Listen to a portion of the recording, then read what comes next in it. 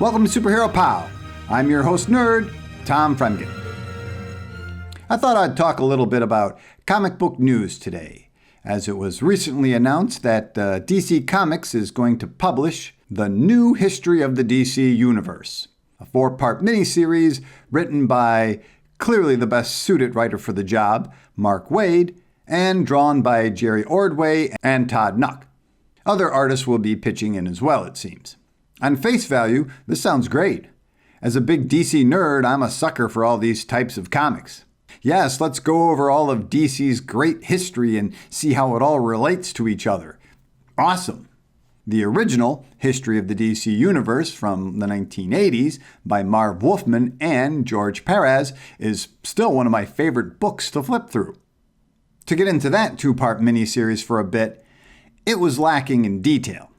It was pretty much a then this happened, and then this happened book. So a bit disappointing, but still, as it just came out after the Crisis on Infinite Earths, it was a great broad stroke of how this new Earth was all put together, with Superman no longer being the first superhero. And of course, each page by George Perez was a masterpiece. I remember being a kid and meeting him at a comic book convention. He had some samples of the book, which hadn't come out yet, and to my surprise, I saw naked people in the book. And I was like, "Whoa, George, in a comic book?" To which he said, "It's a history book." What a perfect reply. Anyway, so I'm almost pumped for this. Almost, because I think the DC Universe is a complete and utter mess, and has been since the collapse of the New 52 all the way back in 2016. Since then, DC has been making adjustments to their continuity and their history by using a technique called, well, it's just this now. No rhyme, no reason, we're just changing it because we feel like it. So what is continuity and what isn't continuity is anybody's guess, really. Case in point is Superman. So they started with the New 52 Superman in 2011, and then they killed him and got him absorbed by Jeff Johns' reboot of Superman. Or was that John Byrne's reboot of Superman? I'm not even really sure. Anyway, the New 52 Superman never had a fully completed backstory anyway.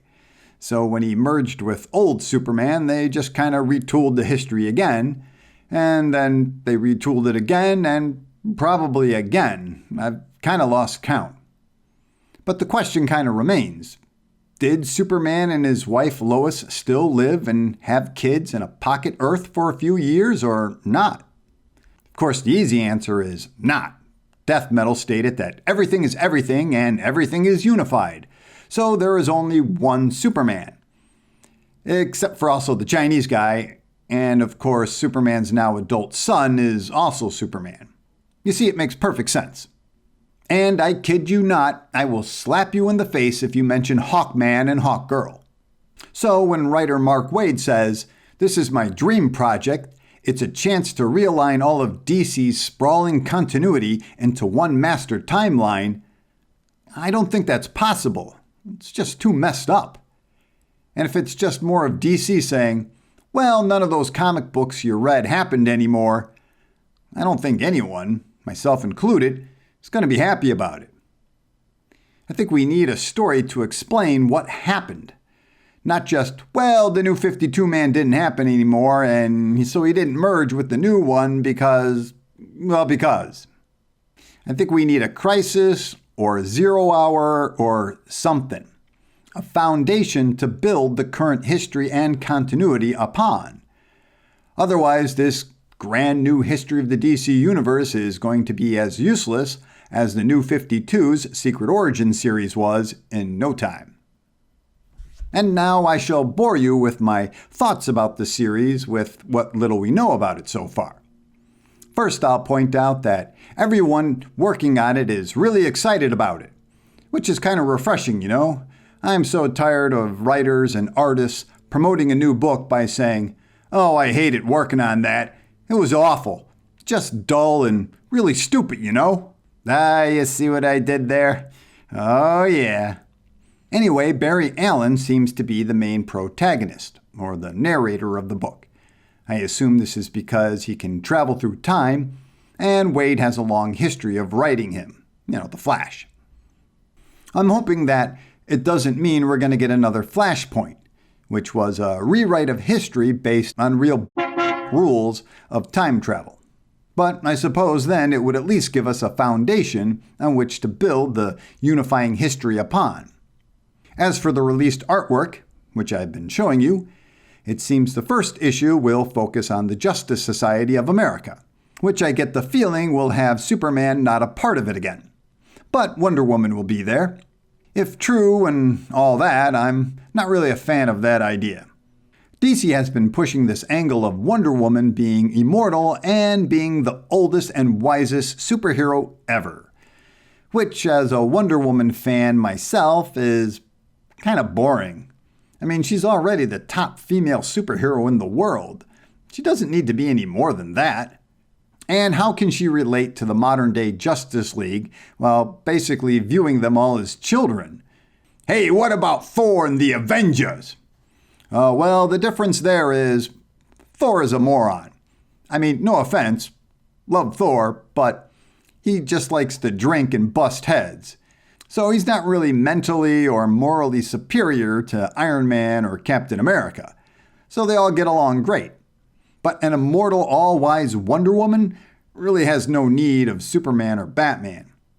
And if she was a superhero while Superman was still a baby, she's going to be the top dog in the public's eye and basically be his inspiration. Let's be real, he grew up with her. And I don't think DC needs that or makes their universe better in any way.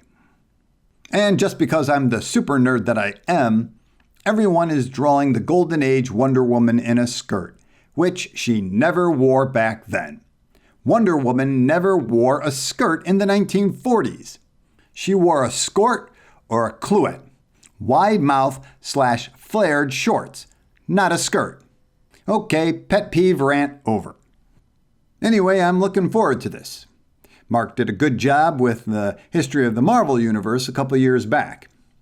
But I think at the end of the day, it'll just be useless navel-gazing, because DC doesn't seem to care about a coherent continuity.